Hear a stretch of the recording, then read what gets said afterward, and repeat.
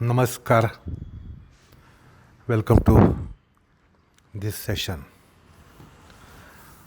We have been considering the pair of Savichara, Nirvicara, Samapatti, which are for the subtler objects, the subtler form of Grahya, subtler form of Grahitru, subtler form of Grahana. So those are the loci for the Savichara, Nirvichara plane of Samapattis, because they are Sukshma Vishaya.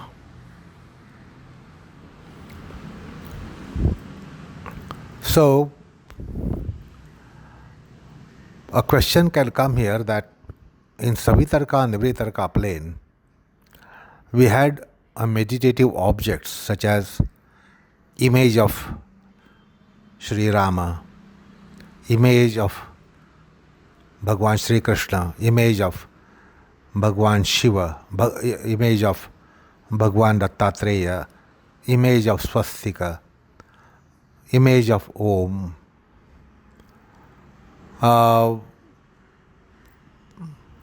But then the question comes up, how is the support of the subtler objects? How is there possibility of support of these nominal objects, because they are not phenomenal? So the point is, you should recall again, while we dealt with Samprajñata Samadhi, it is not that yogi decides that I will meditate on Panchamahabhuta, Prithvi Tattva, Ap Tattva, Teja Tattva, Vayu Tattva, Akash Tattva, or I will take support of one of the five Indriyas or one of the five Karmendriyas. No, yogi doesn't decide. You should know that the process which told us, I will very briefly recapitulate the process for your memory. That yogi takes recourse to gross pranayam, goes to subtle pranayam, and then subtle pranayam affects pratyahara, then he takes recourse to Om. Pranava, Om, is master key for all samadhis. So what yogi does is up to this, that's all. The gross pranayam, subtle pranayam, and the subtle pranayam resulting into pratyahara, and then Omkara, japa. That's all the yogi will be doing voluntarily on his own. The following part of it is just going to be the happenings. Now, who gives the support of dharana, dhyan, samadhi? It is not yogi who decides that I am going to have dharana on this and that. Just as the dream objects, particularly allegorical dreams, you cannot decide that I want to have this dream and that dream. It doesn't depend upon your state of mind. Otherwise, the dreams depend upon your state of mind. If you are in some panic, fear, obsession, those things will come into your dreams. Or if you are under pressure of particular condition or object, that will appear in your dream, like your friend or your foe who occupy your mind. So they will come in your dreams. But allegorical dreams are different. They are called drstanta swapna. Drstanta swapna, the dream is decided by Almighty. Divinity decides about the dream. And divinity really gives the dream, which are particularly allegorical dreams, drstanta swapna. So, just as dream objects appear in the mind while one is fast asleep, And particularly allegorical dreams will appear in the mind.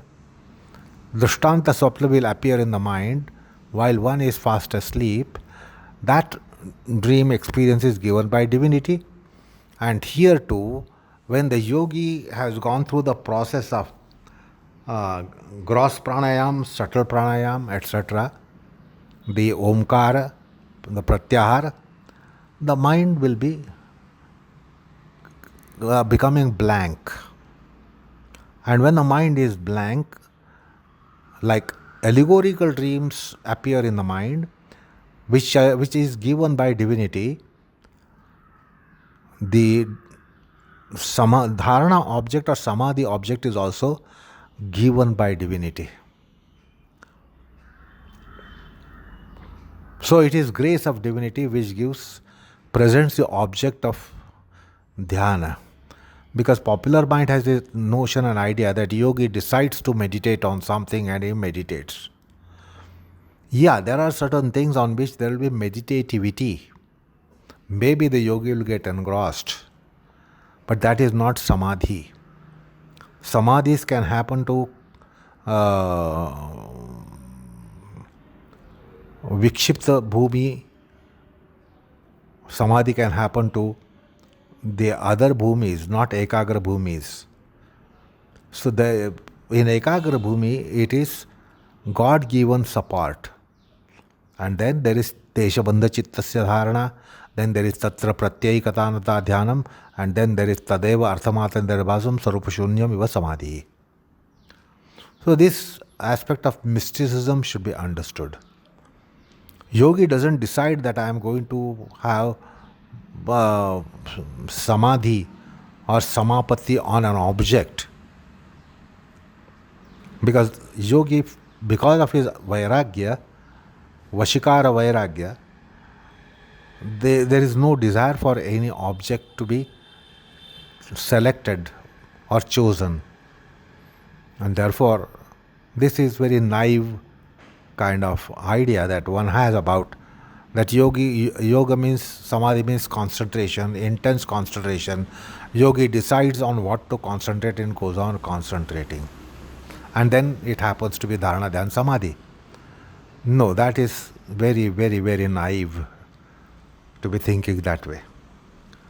So, this question is now set aside because the samadhi object is given by divinity. And yogi doesn't decide. Now, we come to a position where in the Vyasa's commentary, we come across once again the thought process of heterodox philosophers being investigated, analyzed, critically analyzed, and refuted.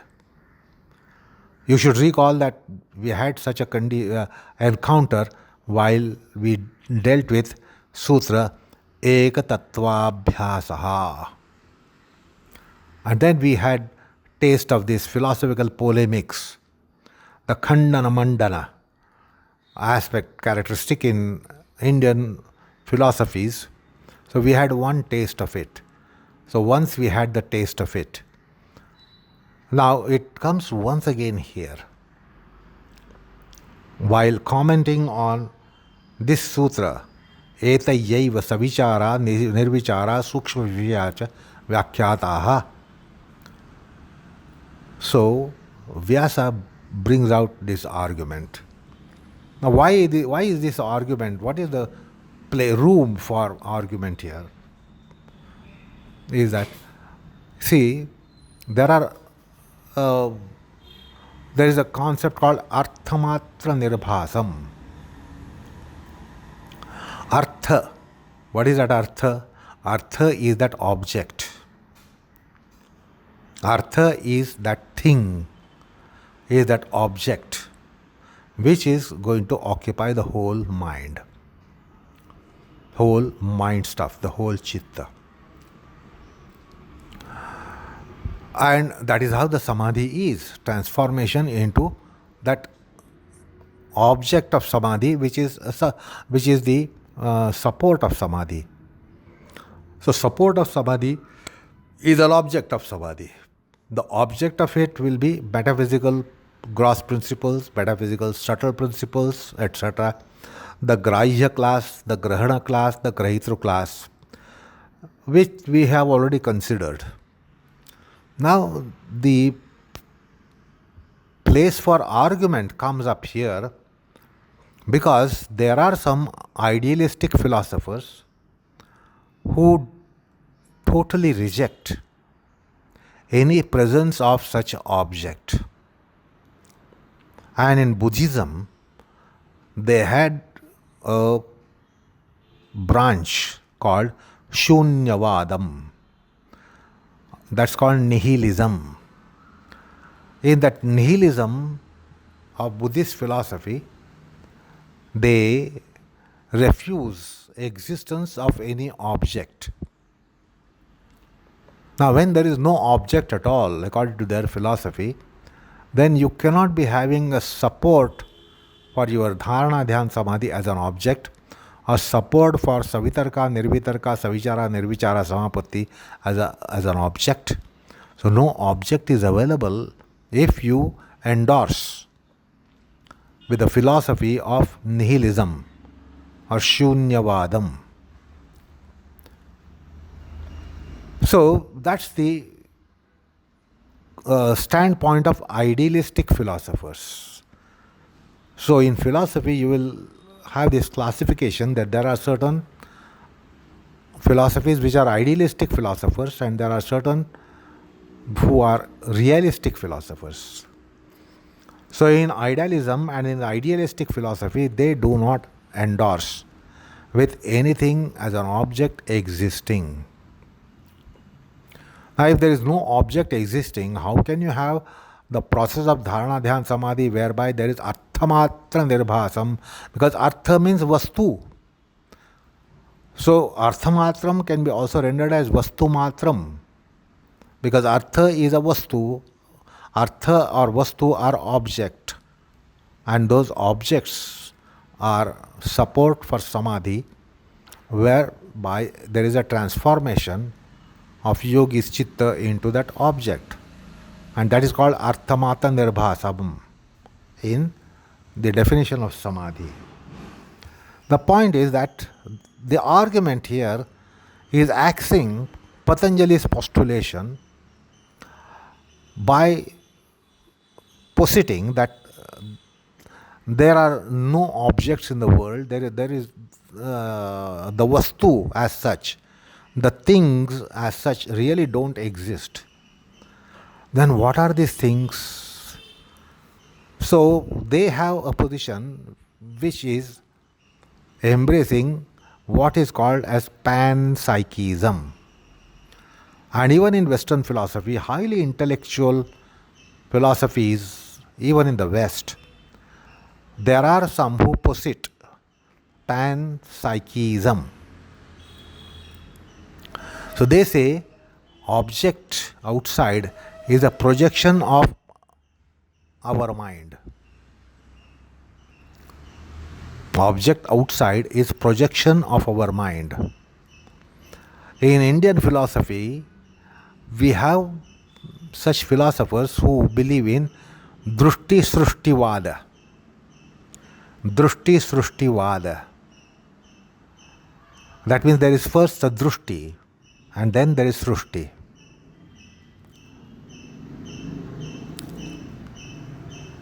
And that is called panpsychism, that all objects are mind projection, they are mental objects. And the objects as such do not exist.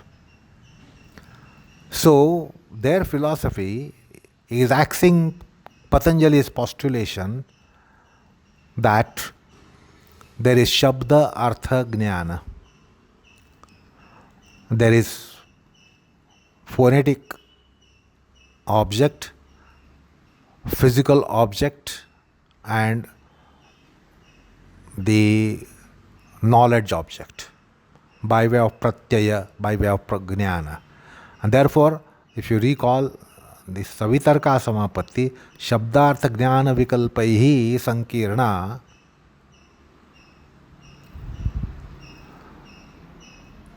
so Patanjali is postulating these entities which are grahana, grahitu, grahya, the knowable, the knower, and knowing.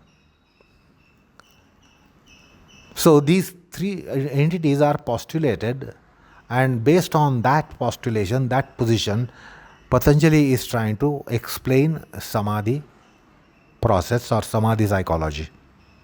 Now they say there are no three things.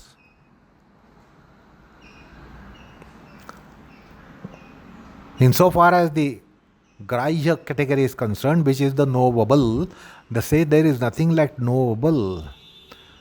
The rose, the cow, elephant, mountain, river, they say these are not really objects. They don't exist as objects. They become objects for our mind. The mind itself is projecting the objects. And that's why they are called panpsychists. All this is mind, they say. All this is mind. So you all have, that you see that there are something of solid matter, something of liquid matter, something of gaseous matter, all kind of any kind of matter. They say it really doesn't exist. It is mental projection. That is the stand of idealistic philosophers who in the West are called panpsychists, and that is called panpsychism. And in Eastern world they are called drstanta. So they have enormous intellectual skills in postulating that the things are your mental projections. And they present very, very strong arguments. So let me tell you one of such very strong arguments. So there is a rose in front of you. The object is lying at about 2, 3, 4, 5 feet from you. But if you are fast asleep, where is the rose? It is not there. When you have the perception, cognition of the rose and you say, this is rose, see the involvement of your mind, psyche, consciousness. The rose was very much there when you were fast asleep. A rose has been there. It was there when you were fast asleep. Yet there was no rose knowledge. There was no rose knowledge in you. But when you say that this is rose, it is rose knowledge. Without the rose knowledge, which is a product of your mind, what in psychology they call it as apperception, unless there is apperception of the rose, you don't have perception of the rose. And it is because of the perception of the rose you say that this is rose in a vase, flower vase. Unless you cognize it, you don't have perception or cognition that this is rose, this is elephant, this is gold, this is an ornament, or this is Chaitra, Maitra, etc. So see, the contribution of the mind is so enormous in our perceptions and cognitions. The Chaitra, Maitra, elephant, mountain, river, oceans might be around in your vicinity, but when you are fast asleep or when you are unconscious, they are there but of no avail. So they become of some avail when you have perception and cognition of it. That means the mind component must be coming in, And the mind component is so vital that if that is not there, despite the rose around you, there is no rose. Despite the mountain around you, there is no mountain. Despite an elephant around you, there is no elephant. Despite Chaitra and Maitra very much around you, they are no more there, no longer there. So the mental component for objects to be sighted and to be experienced, the mind is so important.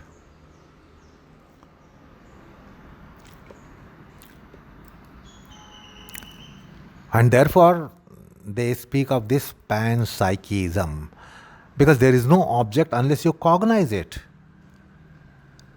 The mind has to have that object within you, your own mind, having the configuration of it, which is what is called as apperception in psychology.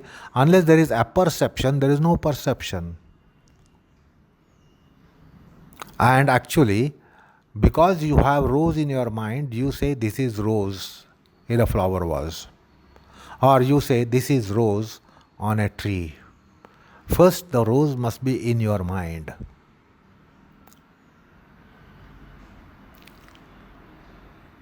And that is why in case of hallucinations, they do not need objects around, yet they sight objects. In condition of hallucinations, there is not object, that object is not around, but the object is very much in the mind, so much so that they feel that object is around. That is why it is called hallucination. So in hallucination, you don't need that object physically present. So also they say that in object which is at your sight, it is more important that the same object must be present in your mind. And therefore, they have little confusing, confounding proposals. They say, is the condition that this is rose, therefore I know the rose, or I know rose, therefore this is rose. So this is a problem like chicken and egg. What is first?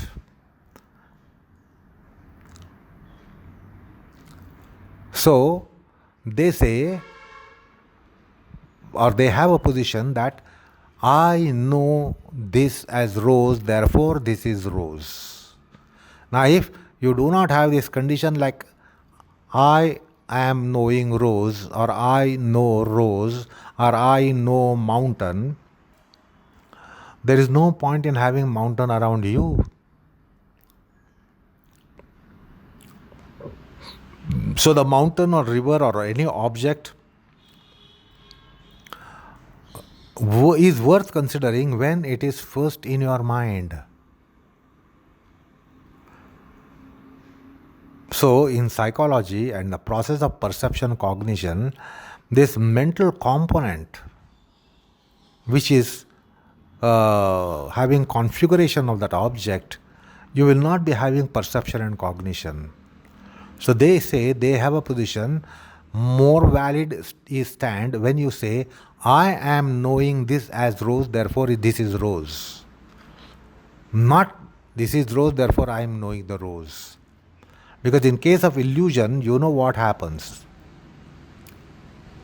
There is a snake and yet you say this is, there is a rope at sight and you say this is snake. So what you have to have at the sight in illusion is not there must be a snake at sight. There need not be a physical snake at sight. What is at sight physically is a rope. But yet then you have perception of snake and the imposition of snake on the rope. So what scores over is what is in the mind. The snake is in the mind, the rope is outside at about 5 feet or 10 feet from you. But the rope becomes insignificant, which is physically existing there. But then what becomes more significant is what is in your mind in case of illusion. And therefore they have this kind of substantiation of their stand in support of panpsychism. So they say there are no objects outside.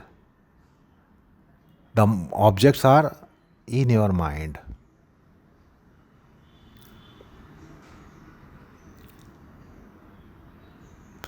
And that is why they say there is no Artha at all, or there is no object at all actually. The mind must project an object, therefore you say this is rose, this is elephant, this is mountain, this is river, this is Chaitra, this is Maitra. So it's all mind fabrication, is the viewpoint of idealistic philosophers. And you find them both in the East and West. That is called panpsychism.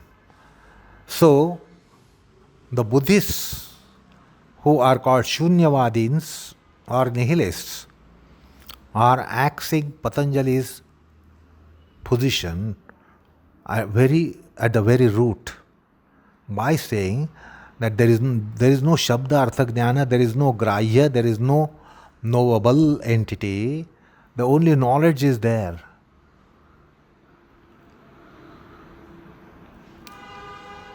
And that is why their standpoint had to be taken on the anvil, analyzed, scrutinized, and then refute their stand, and thereby reinforce our stand. And this job of Patanjali's has been taken up by Vyasa in his commentary. And therefore, once again, we encounter this aspect of refuting somebody's stand by first analyzing, investigating, and then disproving it. So, in Indian philosophy, there was no convention such as, this is my point of view, why should I bother about somebody else's point of view? I am going to stick to my position, my point of view, and I am going to postulate or make postulations. No, this is not done in the convention of Indian philosophies. You will have to consider the views of opponents, get them on the anvil, analyze them, defactorize them, analyze them, and scrutinize them, and disprove them. Unless you disprove their stand, your stand doesn't get proved. So therefore, with reference to Artha as an entity, or the knowable as an entity, Patanjalas are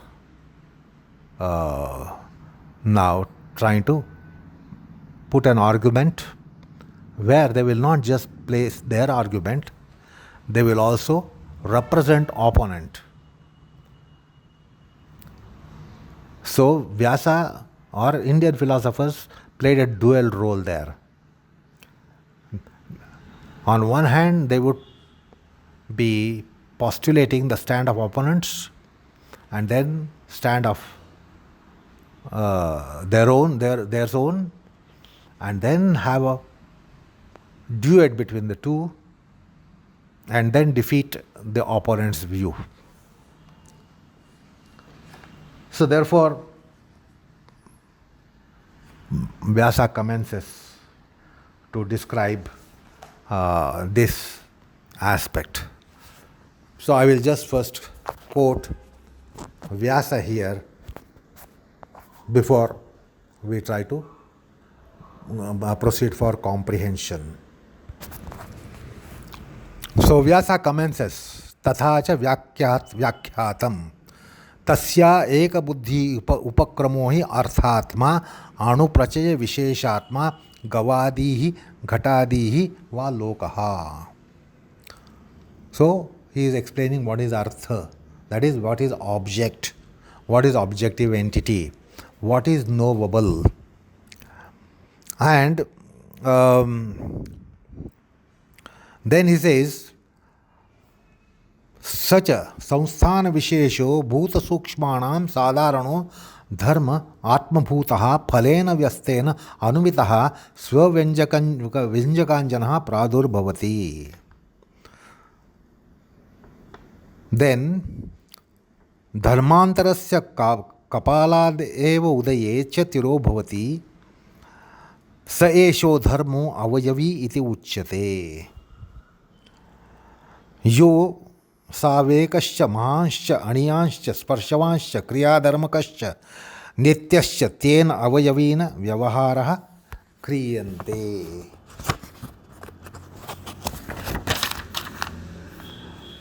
and यस्य पुनः अवस्तुकः स प्रचय विशेषः सूक्ष्मं च कारणम् अनुपलभ्य विकल्पस्य तस्य अवयवी अभावात् अतद्रूप प्रतिष्ठं मिथ्याज्ञानमिति प्रायेण सर्वमेव प्राप्त्यं मिथ्याज्ञानम्.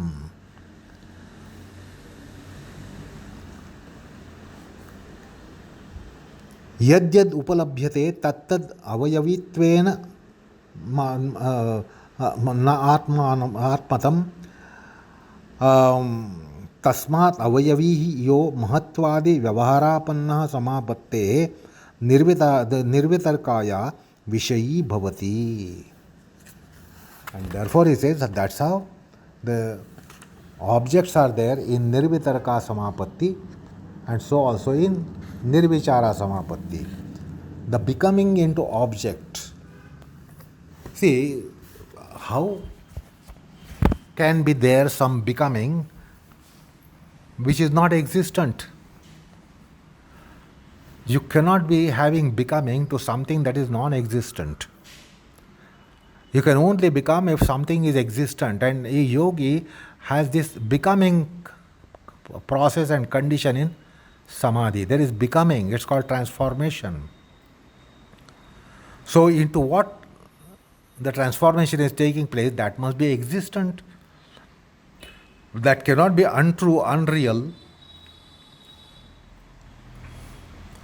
So when yogi is becoming something, because you know yogi is becoming bhuta sukshmam, bhuta sthulam, bhuta sukshmam, grahyam, grahyakaram, grahanakaram, grahitru akaram. So there is becoming. Now if there is that becoming, it implies that it must be true. Otherwise there is no becoming of a condition which is non-existent.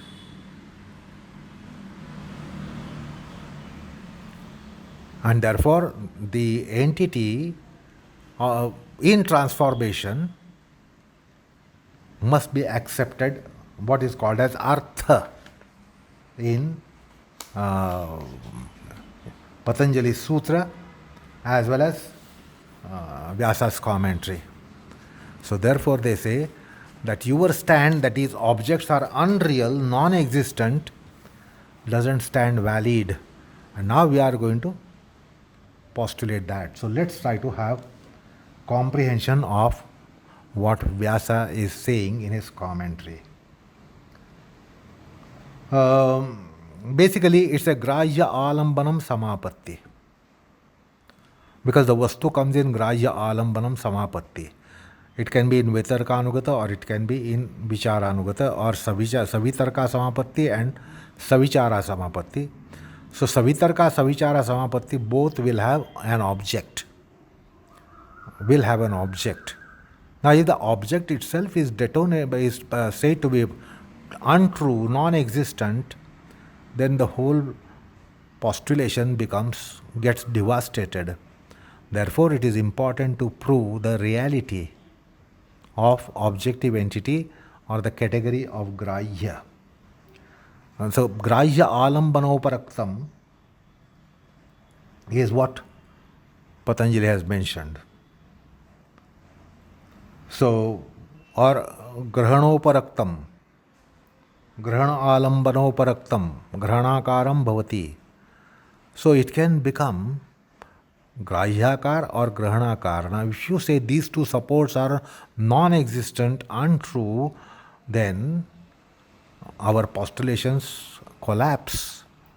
Therefore, it is of paramount duty to refute their positions. Therefore, Vyasa commences.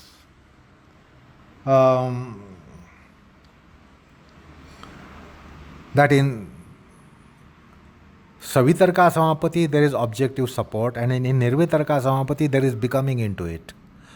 So also in Savichara Samapatti there is objective support which is subtler, and then there is becoming in nirvichara plane. So Vyasa begins here that what is this Eka buddhi upakramo hi Arthatma. Here we have to understand little metaphysical aspect. Objects which we refer to, that this is mountain, this is rope, this is rose, etc., etc. These objects should be called as avayavi.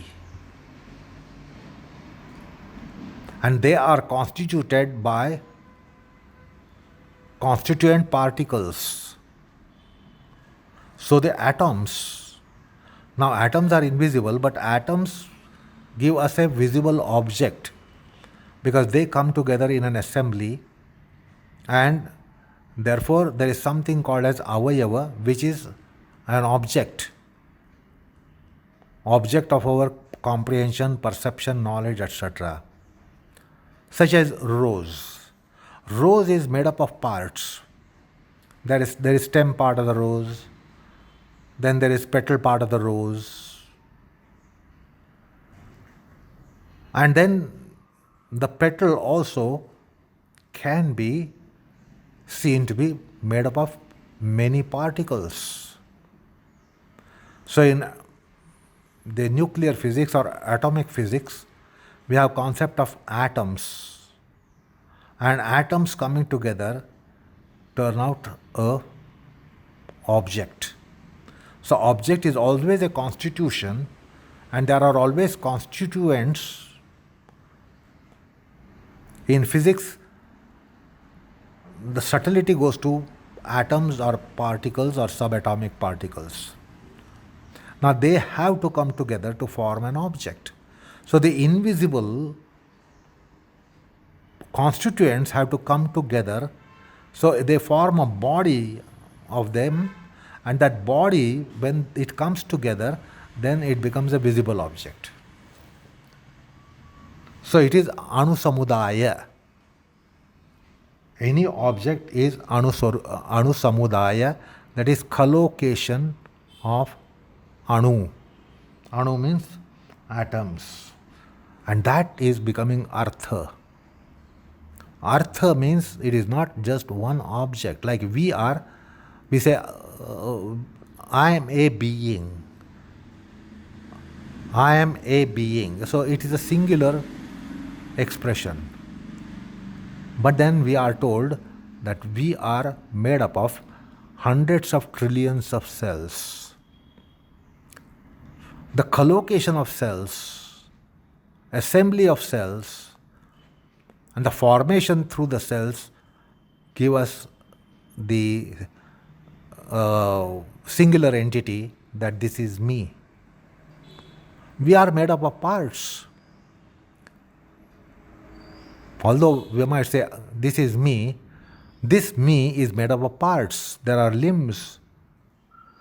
So count how many limbs are there for the becoming of me in you. So several things have to come together in a proper assembly, like in a jigsaw puzzle. There are different pieces. But when the different pieces are put in proper assembly, you get a form such as elephant, you get a form such as airplane, you get a form such as a mountain or a landscape. Now each of the piece there has a part of the whole. Otherwise it won't be jigsaw puzzle. So suppose jigsaw puzzle is going to form an elephant if you properly put an assembly of it, the pieces. Now each of the piece contains something of that configuration of elephant. But that itself is not elephant.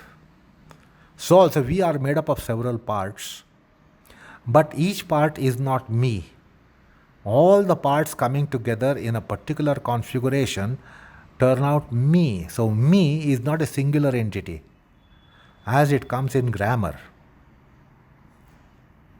Me is singular noun. But if you look at the reality, we are not singular. I must have two legs, I must have two arms, I must have a trunk, I must have the back, I must have the chest, I must have the abdomen, I must have the shoulder, neck, head, I must have the eyes, ears, nose, etc. So many parts have to come together in a proper assembly. Then you get the configuration of a human being, and then therefore that becomes me. So the me is made up of several parts. Like case of jigsaw puzzle. Jigsaw puzzle, there are 100 pieces. Those 100 pieces have to come in proper assembly, and when they come in proper assembly, then you see that it is configuration of elephant, or configuration of a mountain, or a landscape, or a human being. Now if you don't put them in proper order, you won't get it. That means each part of it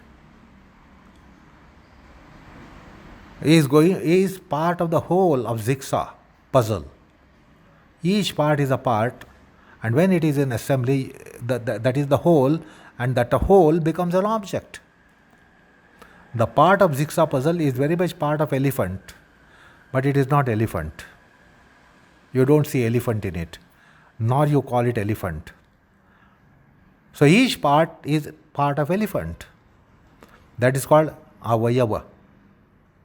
So part, all the parts of the whole are called avayava. And when all the parts come in proper assembly, then that becomes avayavi. And jigsaw puzzle, when the pieces are lying helter-skelter, you don't say it is elephant. But when you put them in proper assembly, you say this is elephant. So the parts are called avayava, and the whole is called avayavi. So avayava is a part, avayavi is whole. The whole is always having a part, having parts in proper assembly. So we have to understand avayava, avayavi concepts which Vyasa has introduced. And then each avayava is anuprachaya. It is collocation of atoms.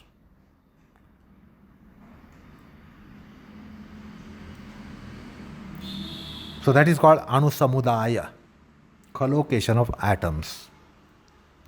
And when the atoms come together in proper assembly, then you get Artha out of it.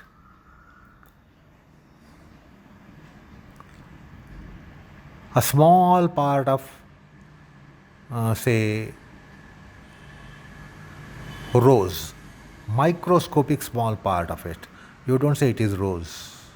But so many microscopic parts have to come together to form a rose. They have to come in proper assembly to form a rose. So this concept called anusamudaya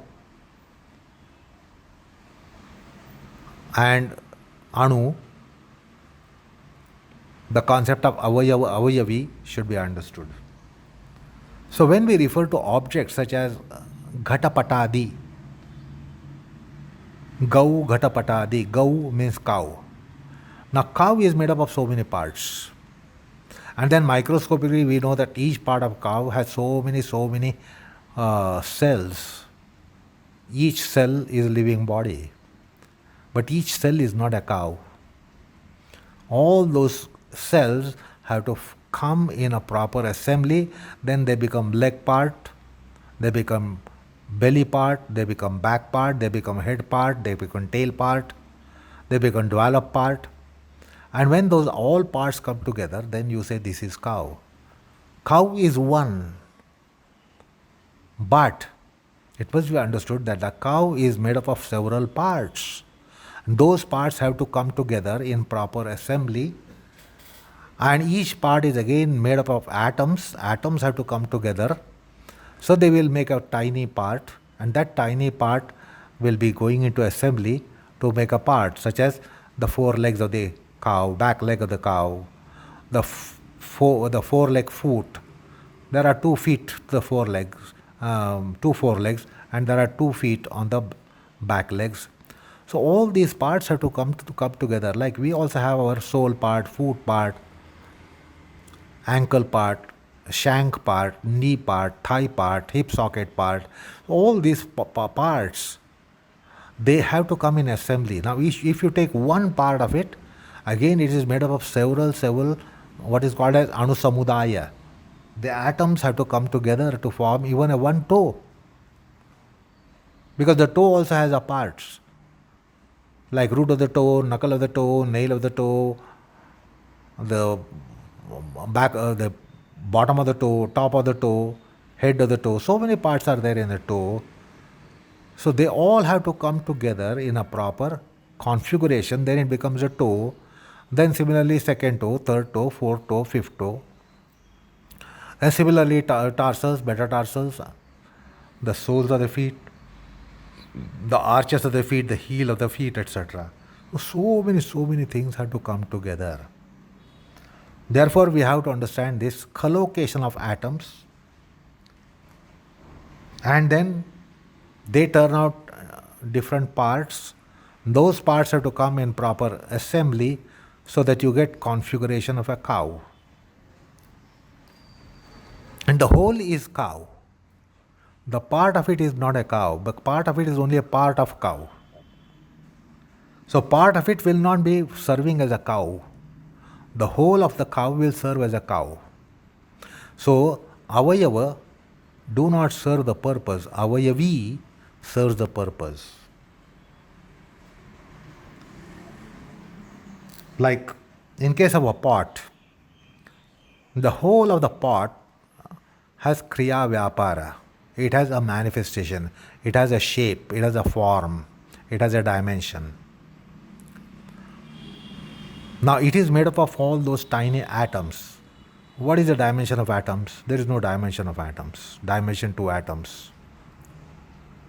So the part of microscopic part of pot has no pot in it. However, when it comes in proper assembly, it becomes a pot. Now pot can contain something, pot can carry water. So the avayava doesn't have function. Avayavi has a function. The part doesn't have a function. The whole has a function. A part of elephant will not serve a purpose as elephant, but the whole of elephant will serve purpose as elephant. So all these objects that we are speaking about, which you say they are untrue, that is not true.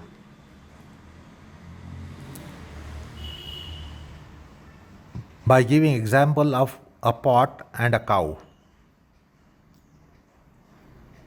So when it becomes a cow, it becomes Artha. When it becomes Ghata, it becomes Artha. It becomes an object. A tiny particle of pot doesn't become pot. You don't call it a pot. Or some tiny part of cow, you don't call it cow. But however, it is a part of cow. It contributes for the whole of the cow, which becomes a visible object, which becomes object of knowledge, perception, cognition, comprehension, and also becomes an object of purpose, because the cow will serve a purpose. A pot will serve a purpose. So, avayavi have kriya dharma. And avayavi, the whole, is never permanent. But tiny particle, atoms and subatomic particles are not destructible, they are indestructible.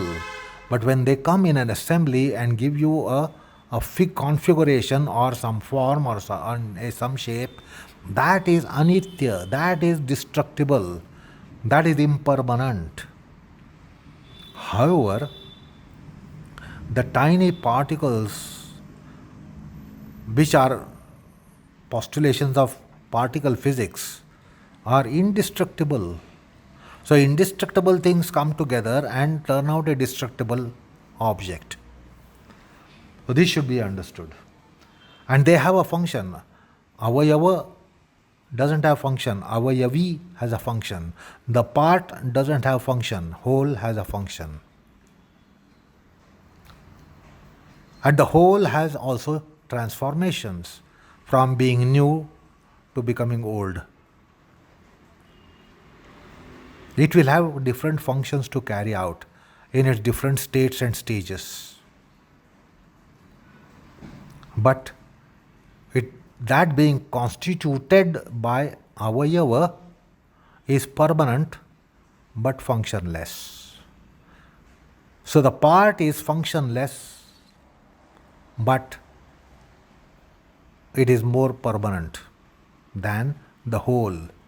The whole will be lost in a span of time. The pot will be lost when it is broken. However, the chips will stay longer. The pieces of pots have longer duration than the pot itself. Pot will break, but they will stay.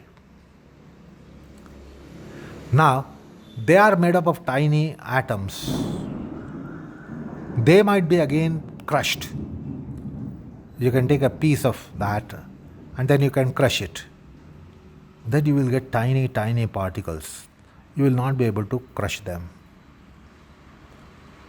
You can crush a chip of pot.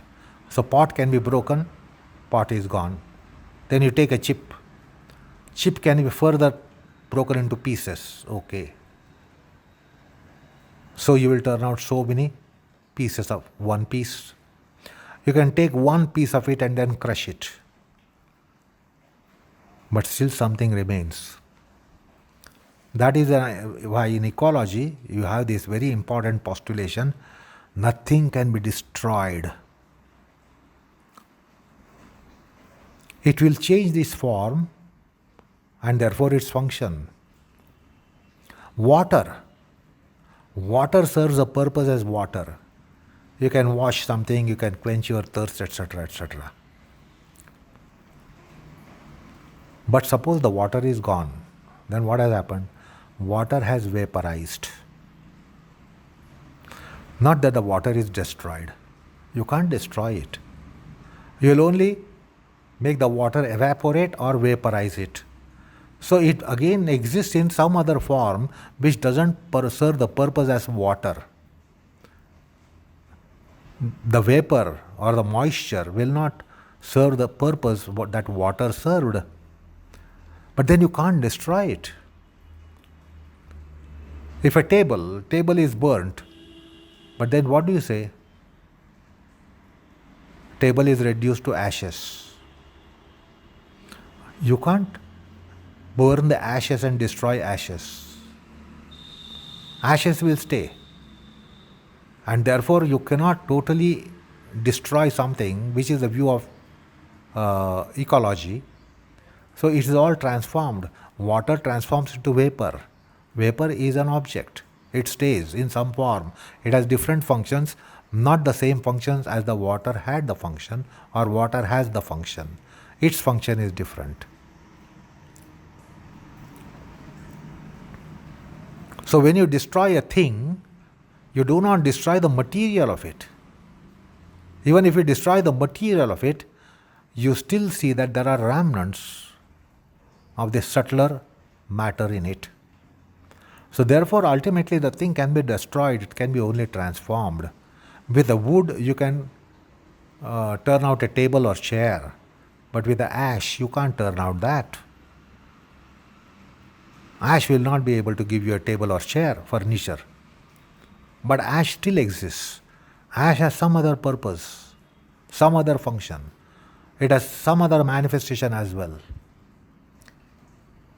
So, they say, yes, you are postulating that this is all anitya in their momentarism.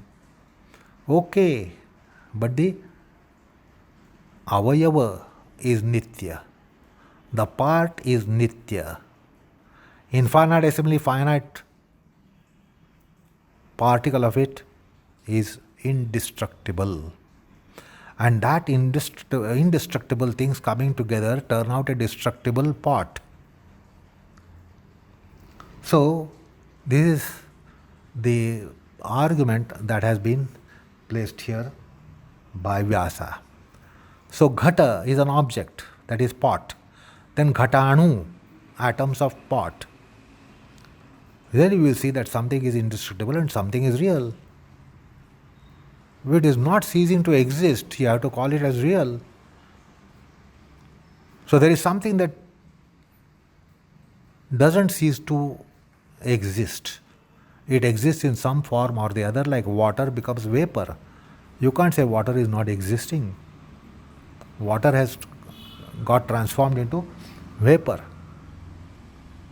So, dharma, dharmi, avayava, avayavi, anusanchaya, anusanghata, all these concepts we must be familiar. So he introduces this concepts. So you know that rose doesn't last long. You know, rose lasts for a couple of hours when it is plucked from the plant. Or even it is kept on the plant, it is not eternal thing. You know the rose will rot. Rose will fall off. But the constituent matter of the rose, you will come to a plane which cannot be destroyed at all. It will be only transformable. So table becomes piece of wood becomes, you can disassemble the table and you will have different parts of the wooden table, leg part and the plank part of it, etc. Then, if you want to destroy that, you can destroy the table by dismantling it, but the wood remains. If you want to destroy the wood also, you will burn it. But if you burn it, it becomes ash. You can't do anything with ash. You can't destroy ash. So something is going to remain. So therefore, there is nityatva, and that's why it is artha, it is vastu. Because another meaning of artha means reality. Arthatmakata, nirarthatmakata. Nirartha means meaningless. Artha means meaningful. Meaningfulness will never go. Arthatva will never go. It will be in different forms. So there will be dharmantaram, dharmantaranam, lakshanantaranam, avasthantaranam, which will be later explained by Patanjali. But point is, nothing can be destroyed altogether absolutely. So if you are seeing something as rose, you cannot destroy the rose. Rose will become ultimately sand. It will become earth. You cannot be losing it. You cannot be saying that it is destroyed. It cannot be destroyed. It will be taking different forms. So the avayava are indestructible aspects. Avayavi is destructible. The whole is always destructible. The part of it, and if you go to infinitesimal parts of it, atomic parts of it, particle parts of it, you cannot destroy. No, if you cannot destroy, they are real. What is real? It cannot be destroyed, is our standpoint. What is real cannot be destroyed. What is destroyed is not real. Nasato vidyato bhavu nabhavu vidyate sataha. Precept of Bhagavad Gita.